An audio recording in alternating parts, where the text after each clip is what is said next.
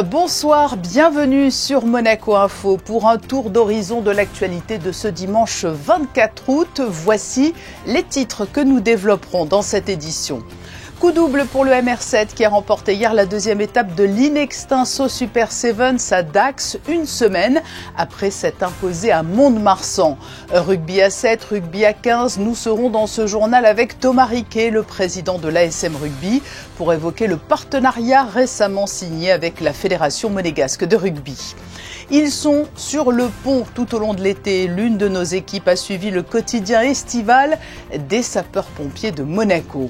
Après le nouvel épisode de forte chaleur qui a pris fin cette semaine et alors que le littoral est particulièrement fréquenté, nous verrons avec la chercheuse du Centre scientifique de Monaco, Stéphanie Reynaud, quelles sont les conséquences de ces conditions estivales pour les espèces marines. Et puis des idées de sortie ou découvertes alors que les vacances ne sont pas tout à fait terminées. Nous vous proposerons une balade dans les rues de Monaco à bord de véhicules d'exception avant une pause bien agréable dans l'espace éphémère du Mada Lounge dans les jardins du casino. Ils affichaient de solides ambitions avant le début des 3 étapes estivales de l'Inextinso Super Sevens et ils peuvent se targuer d'avoir fait carton plein. Une semaine après s'être imposés à Mont-de-Marsan, les rugbymen du MR7 ont remporté hier soir la deuxième étape. Ils ont battu en finale Montpellier sur le score sans appel de 14-0. Une belle conclusion après avoir battu tour à tour l'Union Bègles-Bordeaux, le Racing et Toulon.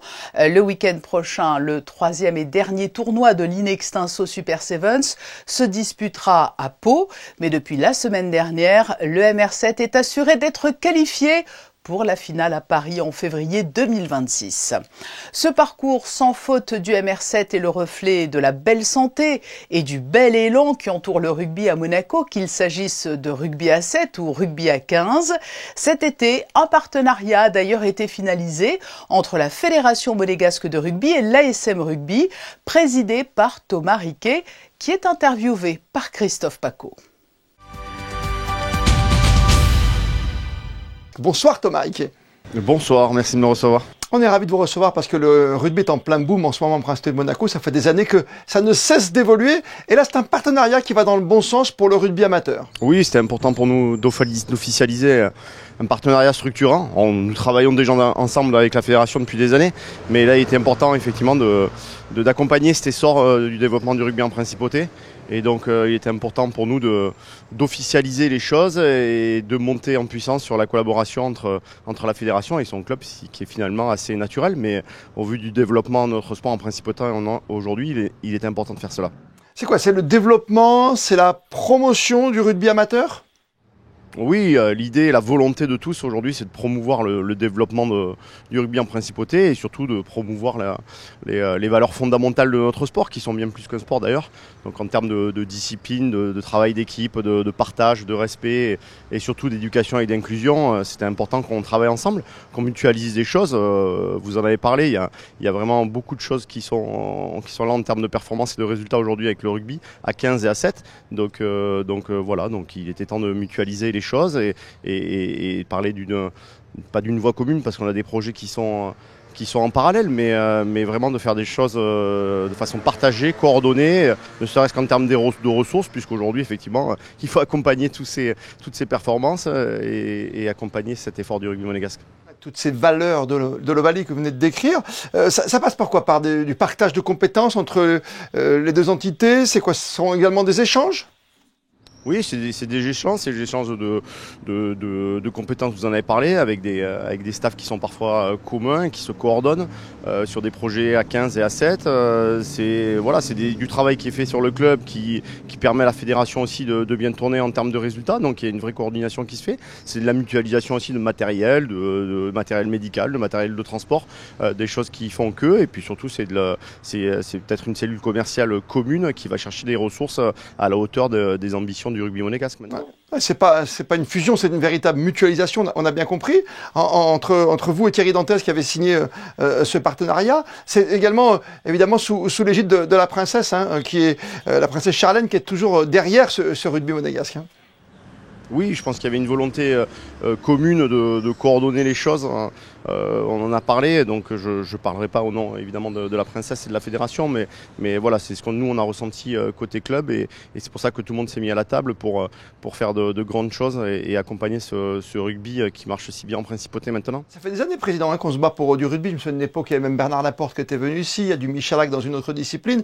Le rugby est partout, on a même un champion olympique, voilà. On a des performances incroyables, on a l'équipe de France qui vient s'entraîner aussi. Ça veut dire que Monaco, c'est un club référent aujourd'hui, et une fédération aussi. Oui, c'est une terre d'accueil, c'est un refuge aussi pour le 7, mais aussi pour le 15, puisqu'on le sait que le 15 était un peu à l'origine de tout ce qui est formation, accompagnement des jeunes, donc ça c'est très important. On a la chance d'avoir une princesse qui est sud-africaine et qui a une appétence particulière pour le rugby.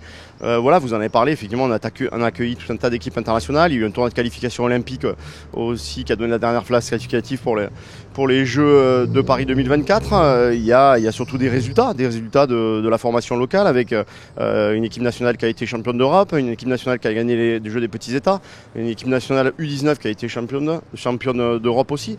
Il y a un club qui est à 2 doigts de monter en Fédéral 1 et il y a effectivement le rugby professionnel cette fois avec le MR7 qui a bien performé ce week-end et on les félicite pour ça. Merci mille fois, plein de belles choses pour ce partenariat ô combien important ici en Principe de Monaco, ces valeurs du rugby que vous exprimez si bien, Thomas Riquet, vous le président. Merci d'avoir été avec nous ce soir sur Monaco Info. Merci à vous. Le rugby qui a de beaux jours devant lui en Principauté. En cette période estivale où la fréquentation touristique enregistre un pic, des anges gardiens veillent sur la population et les visiteurs. Et la mission est d'autant plus importante que l'on a dû faire face notamment à une vague de chaleur. Les sapeurs-pompiers de Monaco redoublent donc de vigilance. Une équipe de Monaco Info les a suivis en coulisses à la caserne de la Cour d'Amine. Voyez ce reportage de Vanessa Dessy et Hugo Comaza. Les pompiers, j'écoute. En été, les sapeurs-pompiers de Monaco connaissent leur période la plus active. Entre canicules, accidents du quotidien, interventions diverses, chaque jour réserve son lot d'urgence. Les équipes toujours prêtes jonglent entre rapidité et sang-froid pour protéger résidents et visiteurs. Une vigilance permanente qui fait face à l'intensité de la saison estivale en Principauté. L'activité estivale, c'est environ 1000 interventions par mois sur juillet et août. Donc c'est hormis le mois de mai qui est un peu particulier par rapport aux différentes épreuves des Grands Prix, c'est les 2 mois les plus importants de l'année. C'est à peu près stable par rapport à l'année dernière et avec essentiellement du secours à personne, plus de 85% de notre activité opérationnelle, un petit peu d'activités liées aux hyménoptères. Donc les hyménoptères, c'est les guêpes, c'est les insectes, puisqu'en fait c'est la période où on peut avoir ces nuisibles. Et puis après, des accidents de la circulation, toujours pareil, 5% de notre activité qui se maintient pendant la phase estivale et nos 2% de feu également. En période de canicule, la vigilance est de mise pour protéger la population face aux effets extrêmes de la chaleur. Deuxième période de canicule de l'été, elle a duré un peu longtemps, 11 journées. Pour nous, il n'y a pas une grosse activité liée à la canicule. En fait, on note une dizaine d'interventions qui peut être liées à la chaleur, mais rien de particulier. On voit qu'on est dans le sud, que les gens sont habitués à vivre dans ces conditions-là, que la plupart sont climatisés. Et il y a aussi des services sociaux qui gèrent et qui font beaucoup de prévention sur ces risques-là. Après, c'est plutôt lié aux touristes qui viennent en Principauté et qui peuvent effectivement être victimes de la chaleur. Avec les fortes chaleurs, la journée des sapeurs-pompiers de Monaco est pensée pour préserver leurs forces. L'organisation et le rythme s'adaptent, garantissant vigilance et efficacité tout au long de l'été. Il n'y a pas de particularité par rapport à la saison estivale, si ce n'est qu'on aménage un petit peu le temps de travail par rapport à la température et à la chaleur. Et on allège les tenues de travail, notamment pendant les phases d'entraînement, où pour préserver le potentiel humain, on ne va pas les épuiser par rapport à une hyperthermie qui serait un peu dommageable pour la journée. Après, on inverse aussi la séance de sport avec la manœuvre, puisqu'on fait la manœuvre en première partie de journée, puisque la manœuvre est à l'extérieur, et donc on s'assure qu'il fasse le plus frais possible. Et après, la séance de sport, elle peut se faire dans l'espace musculation où c'est climatisé. Donc encore une fois, on regarde vraiment le potentiel opérationnel humain afin de le garder toute la journée. En pleine saison estivale, cette attention portée aux pompiers souligne l'importance de leur rôle et la nécessité de rester réactifs malgré des conditions parfois extrêmes. Chaleur, surfréquentation, ces menaces estivales planent également sur la faune marine. Quelles conséquences ont-elles? La réponse tout de suite avec la chercheuse du CSM Stéphanie Reynaud, interrogée par Christophe Pacaud. Bonsoir Stéphanie Reynaud. Bonsoir Christophe. On est ravis de vous accueillir aujourd'hui. Ces périodes de chaleur, évidemment, se posent beaucoup de questions, surtout sur notre mer Méditerranée, sur notre faune, bien sûr, sur l'espèce marine. Avec ces chaleurs caniculaires ces derniers temps, quelles sont les espèces qui sont le plus en danger finalement? Alors les espèces méditerranéennes qui sont plus en danger, ce sont les espèces qui sont fixées parce qu'effectivement elles ne peuvent pas bouger, elles ne peuvent pas échapper aux vagues de chaleur. Donc par exemple les gorgones, les coraux, les bivalves. Il faut qu'ils descendent automatiquement plus profond, c'est aussi simple, aussi naïf que cela? Ça peut être ça. Par exemple, on a une expérience sur le corail rouge au large de Monaco. On a mis des grottes artificielles à 40 mètres de profondeur. Et là, l'eau a une température maximale de 15-16 degrés tout l'été. Donc les coraux se portent bien. On parle de la chaleur, mais il faut parler aussi de la superfréquentation, la surfréquentation même estivale. C'est vrai qu'il y a beaucoup de touristes en ce moment, ce qui n'améliore pas. Ça fait des pressions supplémentaires. Par exemple, beaucoup plus de bruit, beaucoup plus de bateaux qui jettent l'ancre dans les herbiers de Posidonie, ce qui devrait être interdit normalement. Mais l'utilisation des crèmes solaires. La crème solaire peut être un danger pour la faune marine, vous dites? Oui, il y a des crèmes solaires qui sont faites exprès pour aller se baigner, qui sont beaucoup moins dangereuses, parce qu'il y a certains produits dangereux pour les coraux, pour les organismes marins qui ont été retirés. Mais ce n'est pas le cas de toutes les crèmes. Heureusement. Dites-moi, pour sauvegarder notre... Qu'est-ce qu'on peut faire de plus aujourd'hui? Parce qu'on ne peut pas empêcher les touristes et les bateaux de venir. Et le simple plaisancier, on voit bien le geste de lancer l'ancre et de ramener malheureusement un peu de plancton, un peu d'algues. Oui, beaucoup de Posidonie par exemple. On peut installer des bouées, des corps morts et les plaisanciers s'accrocheraient à ces corps morts. Donc ce serait des bouées avec un gros bloc de béton au fond. Donc certes il y aurait ce bloc de béton, mais on le met une fois pour toutes et après les bateaux viennent s'accrocher dessus. On peut mettre aussi en place des aires marines protégées par exemple avec des régulations de nombre de bateaux, de plongeurs. Ce serait une belle solution. Dites-moi, est-ce que, encore une fois c'est une question simple que je vous pose, que plus le bateau est gros, vous voyez où je veux en venir, c'est un navire de croisière qui accoste à Monaco, qui arrive dans le port, et c'est là où il y a le plus de danger, ou un simple jet ski ou un petit Zodiac peut faire autant de dégâts? Alors, tant qu'ils naviguent, on va dire, ils font du bruit, la pollution sonore, on sait que ça perturbe l'environnement, donc effectivement, plus ils sont gros, plus ils vont perturber l'environnement. Par contre, après, il y a le fait de jeter l'ancre qui est très mauvais. Quelle est l'espèce aujourd'hui la plus en danger entre les températures caniculaires du moment, cette conséquence de la chaleur et la surfréquentation? Alors moi je vais parler par exemple des gorgones parce que c'est un organisme qu'on étudie ici au centre scientifique. Comme je disais, c'est des organismes qui sont fixés donc ils ne peuvent pas bouger. Et déjà en 2024 il y avait eu un gros problème de canicule marine et beaucoup de gorgones étaient mortes dans les 20-25 premiers mètres. Elles n'ont pas eu le temps de récupérer parce que c'est des organismes qui poussent très très lentement, de quelques millimètres par an. Et malheureusement, cette année, il y a encore donc un deuxième, voire un troisième épisode de canicule. Donc ces gorgones qui étaient déjà nécrosées, qui étaient déjà touchées, qui étaient déjà en stress, vont probablement mourir en grande quantité encore une fois. On n'a pas parlé encore de l'homme pour conclure, mais nous, l'humain, qu'est-ce qu'on craint avec ces températures où on met un pied dans l'eau maintenant à 30 degrés, ça risque de se réchauffer avec le temps? Est-ce qu'on va être, contraint à soigner, à se vacciner, à faire quelque chose? Parce que vous me l'avez dit, les pommades, c'est pas ce qu'il y a de mieux pour la mer. Non, c'est ça. En fait, la température de la mer, même si elle est à 30 degrés, elle n'est pas nocive en tant que telle pour l'homme. Bien sûr, quand on prend des bains, c'est beaucoup plus chaud que ça. Mais par contre, ça peut favoriser des espèces invasives qui sont passées par le canal de Suez, qu'on appelle des espèces exceptiennes, et qui peuvent s'adapter aux températures méditerranéennes et qui peuvent être nocives pour l'homme. Par exemple, il y a de plus en plus de poissons qu'on appelle le poisson lion. Donc c'est un poisson qui pourrait être comestible, qui est largement comestible, mais il faudrait que les gens prennent l'habitude de le manger. Par contre, il a des épines, donc il faut faire attention en le préparant, donc il peut être dangereux. Et dans les années à venir, y avoir d'autres espèces qui peuvent apparaître. Et aussi, par exemple, des blooms d'algues, comme on voit régulièrement qui provoquent la fermeture des plages, des algues qui s'appellent Ostreopsis, qui sont en fait un petit peu dangereuses au niveau de la respiration, qui pour les personnes âgées, pour les enfants, ça rend la respiration un petit peu difficile. Donc régulièrement, il y a des plages qui sont fermées quand il y a des blooms de ces algues. Ouais, ces fameux bouillons de culture qui nous inquiètent tous. Ouais. Je vais être complet parce qu'il y a un phénomène qui nous a intrigués lors du premier épisode de Canicule, qui peut peut-être arriver cette semaine à nouveau. Je vais le dire en anglais, mais c'est upwelling ou downwelling, c'est cette eau qui va passer de 30 degrés à 15 degrés d'un coup presque. Oui, c'est ça en fait. Dès qu'il y a un petit peu de vent, il va y avoir un mélange des eaux. Les eaux de surface donc qui sont très chaudes, les eaux de profondeur comme je disais tout à l'heure qui sont beaucoup plus fraîches jusqu'à 15 degrés. Et dès qu'il y a un mélange des eaux, ça va refroidir d'un coup la température de surface. Donc ça peut être bénéfique pour les organismes, mais si c'est trop rapide, ça peut être aussi un problème. D'accord. Et ça peut arriver rapidement, encore une fois, là, sur la fin août? Ah oui, en quelques heures. Et moi, je me rappelle d'une année à Marseille, par exemple, quand il y a beaucoup de Mistral, on se baigne un jour, l'eau est à 25-26, on replonge le lendemain, elle est à 14-15 degrés. Merci d'avoir été notre invité ce soir, en tout cas, Stéphanie Reynaud. C'était passionnant de tout connaître de la faune, de la flore, et puis même pour l'être humain, de tous les dangers de ce réchauffement de la planète, dont on parle souvent, bien sûr, sur Monaco Info, et les conséquences actuelles de la chaleur sur l'espace marin, ici, chez nous, devant la Principauté. Merci encore, bonne soirée. Merci beaucoup.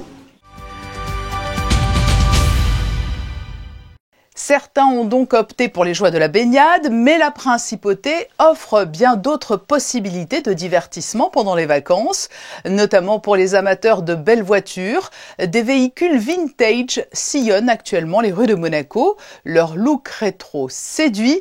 Vanessa Dessy et Hugo Comasa sont montés à bord. Quand le charme des années 30 rencontre la technologie du futur, Monaco Classic Rides propose des voitures au design rétro, inspirées des grandes élégantes d'autrefois, mais propulsées par des moteurs 100% électriques. Un mélange raffiné entre style vintage et modernité durable. Ça correspond bien à Monaco, c'est une voiture rétro, électrique. Et tout en alliant l'idée moderne, c'est des voitures qui nous rappellent les années 30 et les Formule 1 des années 30, les premières voitures qui ont couru sur le fameux circuit de Monaco. Ce sont des voitures made in France, à Albi exactement.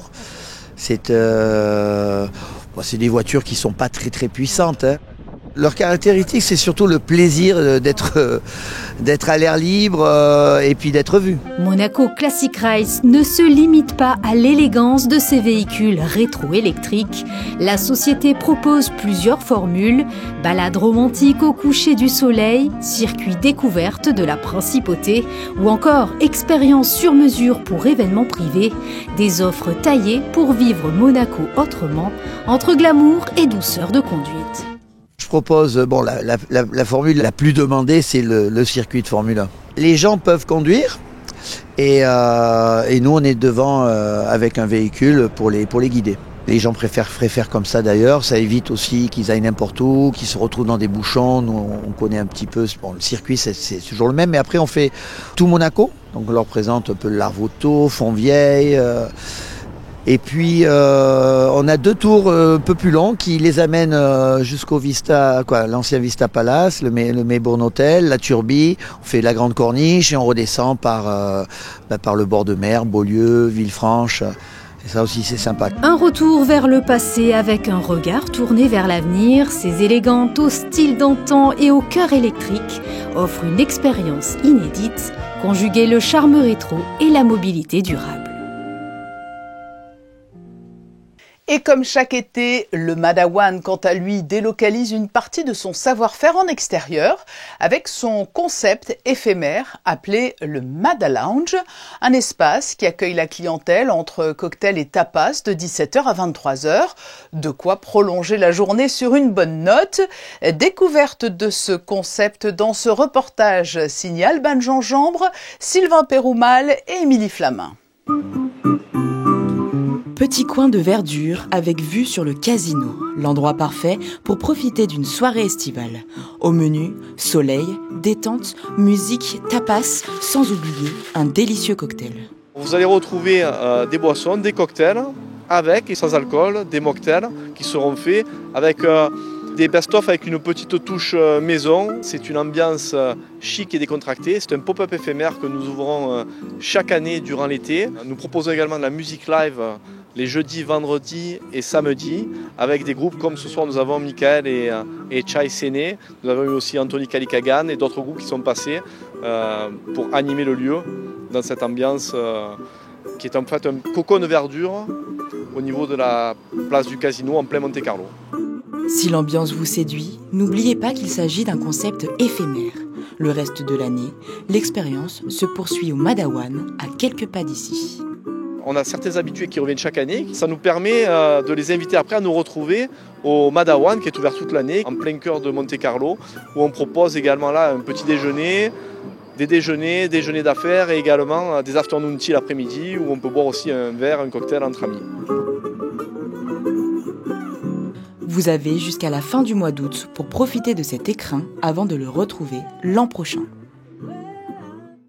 Voilà une petite semaine donc pour profiter encore de ce spot de l'été à Monaco. Un peu plus bas dans le quartier de Mare Terra, une nouvelle exposition a ouvert ses portes. La galerie Bocchetto accueille l'artiste américaine Maria Kozak. Ses toiles à la fois intuitives et poétiques invitent à repenser notre rapport au temps et à la nature. Gaëtan Lebrun, Julien Laugier et Alexandre Gougassian l'ont rencontré.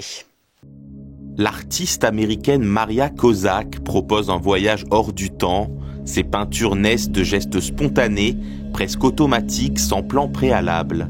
It's about time in general and the idea of relativity and where we are in space. You know, we're always, I think, thinking about the past or we're always thinking about the future instead of being present.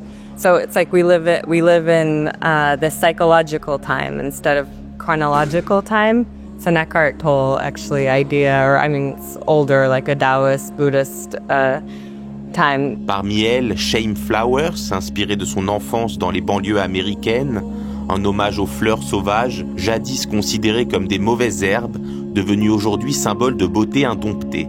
It's maybe the most personal one to me because, I mean, I didn't plan it this way again, but it reminds me of when I was young and we lived in the suburbs in the US and everybody had these perfect gardens, you know, perfectly manicured lawns. So it was just like green, black grass that was this long.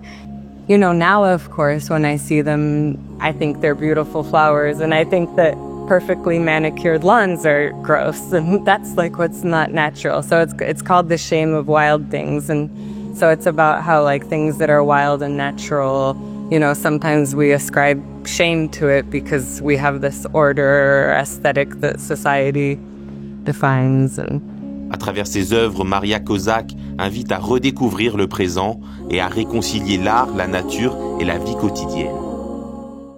C'est la fin de ce journal, mais vous pouvez prolonger cet instant info en allant par exemple écouter le podcast de Jean-Philippe Vinci au micro de Geneviève Berthy. Le directeur de l'Éducation nationale, de la jeunesse et des sports prépare actuellement activement la rentrée scolaire qui aura lieu à Monaco le 8 septembre prochain.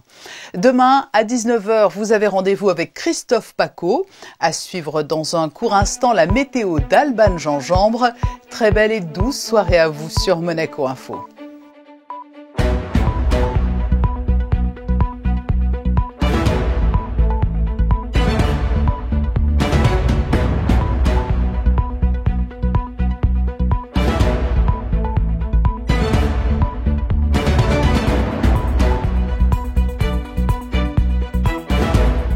Retrouvez la météo avec Suisse Courtage, votre partenaire de confiance en assurance à Monaco. Protection sur mesure pour particuliers et professionnels.